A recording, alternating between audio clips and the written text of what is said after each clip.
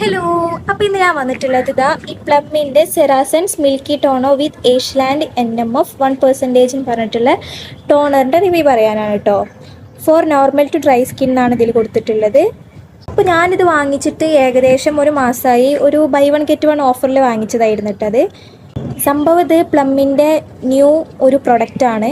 പുതിയ പ്രൊഡക്റ്റ് ആയതുകൊണ്ട് അത്യാവശ്യം റിവ്യൂ ഒന്നും ഇല്ലായിരുന്നു. എന്നാലും ഞാൻ വാങ്ങിച്ച് നോക്കിയതാണ് മിൽക്കി ടോണർ എന്നൊക്കെ കണ്ടപ്പോൾ.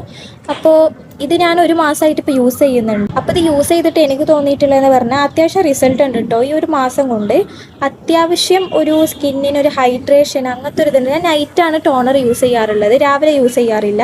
അപ്പോൾ രാവിലെ എണീക്കുമ്പോൾ സ്കിന്നൊരു പ്ലംബി ആയിട്ടൊക്കെ ഇരിക്കും. പോരാത്തതിന് നല്ലൊരു ഗ്ലോയും ഉണ്ടാവും മുഖത്ത് ഇത് യൂസ് ചെയ്തിട്ട്.